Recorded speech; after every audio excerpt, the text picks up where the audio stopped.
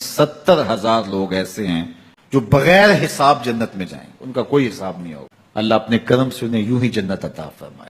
صحابہ نے عرض کی یا رسول اللہ صلی اللہ علیہ وسلم وہ کون ہیں؟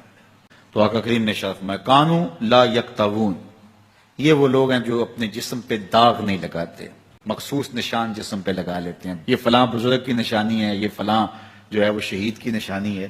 اللہ نے جب تمہیں سالم الاعضاء پیدا کیا ہے تو اپنے بدن کو تم کیوں نشانی؟ اس نے ساری نشانیاں لگائی ہیں، اس کی نشانیاں اتنی پکی ہیں کہ اس نشانیوں میں فرق بھی نہیں لگتا نا۔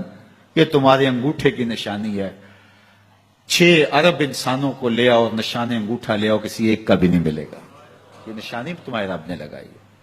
جیسی صورت تمہاری ہے ایسی صورت کسی اور کی نہیں بنائی، تمہیں منفرد بنایا اس میں۔ پوری کائنات میں سارے لوگ تمہارے جیسے ہیں لیکن تم پھر بھی الگ دکھائی دیتے ہو۔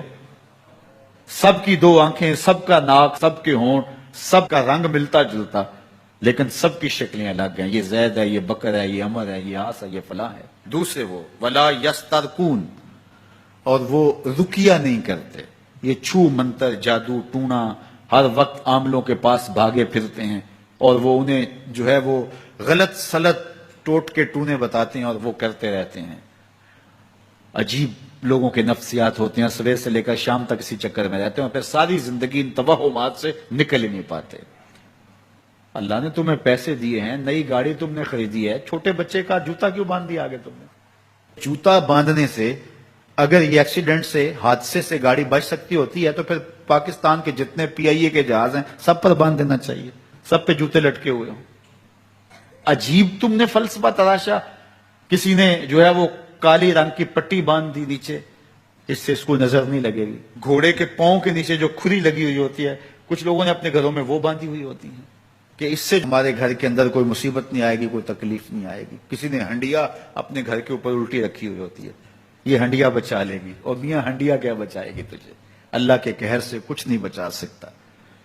جب تمہارے اوپر کوئی مصیبت نازل ہونی ہے تو کچھ نہیں بچا سکتا۔ اگر بچنا چاہتے ہو تو پھر اللہ سے استغفار کرو، اللہ تعالیٰ کی تسبیح کرو، اللہ کی تحلیل کرو، میرے حضور پہ درود پڑھو، پھر دیکھنا کہ مصیبتیں ٹلتی ہیں یا نہیں ٹلتی ہیں۔ تو یہ خام خواہ کے رقیے اور یہ عامل لوگ جو ہیں ان کا تو کام ہی یہی ہے، ان کا کام چلتا ہے لوگ ذوف الاعتقادی میں مبتلا رہیں، اور یہ کہہ دیتے ہیں کہ آپ کے خاندان میں ایک منحوس عورت ہے، یہ اس کا کیا ہوا ہے، تو کوئی نہ کوئی منحوس تو پہلے ہی انہوں نے طے کر رکھی ہوتی ہے، فوراً ذہن وہاں جا کلک ہو جاتا ہے۔ اس کا نون سے نام شروع ہوتا ہے، اس کا کاف سے نام شروع ہوتا ہے، اس کا جیم سے نام شروع ہوتا ہے، تو پورے خاندان میں کسی کا نام کاف نون یا جیم سے تو شروع ہوتا ہی ہوگا، یا دوستوں میں، تو فوراً ذہن جو ہے ادھر منتقل ہو گیا۔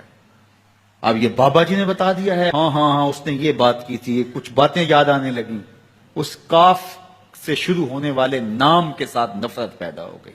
اس بابے نے نفرت کا کاروبار کیا، اس نے تو 100 روپے 200 روپے لے لیے لیکن 2 انسانوں کے اندر نفرت ڈال دی۔ اس کا گریبان کل قیامت کے دن پکڑا جائے گا۔ ان ملنگوں کے پاس، ان ذوف الاعتقادی کو پھیلانے والوں کے پاس کبھی نہ جاؤ۔ تمہیں مصیبت پڑی ہے، تمہیں لگ رہا ہے کہ شاید میرے اوپر جادو ہے، تو پڑھو نا سورہ بقرہ، جادو جڑ سے اکھڑ جائے گا۔ 40 دن اپنے گھر میں سورہ بقرہ پڑھو، برکت ہوگی۔ کہتے ہیں مولوی صاحب 40 دن تو نہیں پڑھی جا سکتی، 2.5 پارے، ہمیں کوئی تعویذ ہی کر دیں۔ ہم شارٹ کٹ چاہتے ہیں نا، روزانہ صبح 2.5 پارے سورہ بقرہ پڑھے، یہ تو ہم سے نہیں پڑھی جائے گی، تو آپ کوئی تعویذ ہی لکھ دیں۔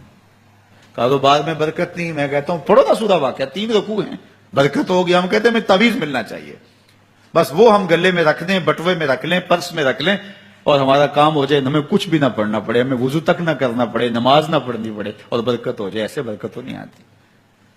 اس لیے چھوڑو ان کی جان، آؤ قرآن مجید پہ آؤ، آؤ سجدوں پہ آؤ، آؤ دعاؤں پہ آؤ۔